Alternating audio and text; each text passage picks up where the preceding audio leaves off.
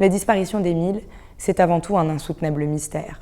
Le 8 juillet 2023, aux alentours de 17h15, le petit Émile, 2 ans et demi, disparaissait du Haut-Vernay, un minuscule hameau des Alpes de Haute-Provence où ses grands-parents, qui en avaient la garde, possèdent une maison secondaire depuis une vingtaine d'années. Le petit garçon à la bouille d'ange, cheveux blonds et yeux marrons, aurait échappé à leur vigilance alors qu'ils chargeaient le coffre de leur voiture pour partir en balade. Depuis ce jour, aucune trace de l'enfant n'a été retrouvée, malgré d'intenses fouilles et des moyens considérables déployés. Pendant 2 jours, plus de 800 volontaires ont afflué vers le Vernay pour participer à des battues citoyennes. En parallèle, les gendarmes ont ratissé une zone de plus de 5 km à la recherche du moindre indice. En vain. Vu pour la dernière fois par 2 témoins dans la rue qui jouxte la maison familiale ce 8 juillet, l'enfant s'est comme volatilisé de ce petit village où vivent 25 âmes à l'année. Pourrait-il s'agir d'un accident, d'un enlèvement, d'un homicide? L'enfant aurait-il pu se perdre et tomber quelque part? À ce jour, toutes les hypothèses restent envisagées. Aucune n'est exclue, aucune privilégiée. C'est ce qu'a martelé le procureur de la République de Digne-les-Bains. À l'heure actuelle,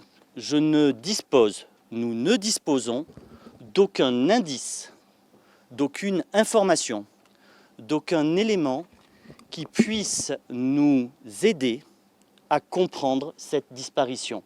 L'enquête, qui est entrée dans une phase judiciaire 48 heures après la disparition du petit garçon, se concentre désormais sur des aspects techniques, bornage téléphonique, perquisition, audition, appel de potentiels témoins. La quantité de données réunies depuis la disparition doit faire l'objet d'analyses par les gendarmes de la section de recherche de Marseille, chargée des investigations. Reste que dans l'hypothèse où le petit Émile aurait pu se perdre et tomber quelque part dans cette zone de montagne accidentée, l'espoir de le retrouver vivant est nul.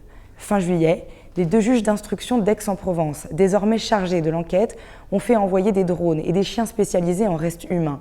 Objectif, ratisser une nouvelle fois cette zone pour fermer une première porte et lever les doutes. La famille du petit garçon, très discrète depuis la disparition, reste soudée et recluse dans la maison du Vernay, dans l'insupportable attente. Le village, lui, vit au rythme des recherches et dans l'inquiétude depuis ce terrible 8 juillet. Une affaire qui a bien sûr ému la France entière, compte tenu du très jeune âge d'Émile et de ce mystère qui reste pour leur entier.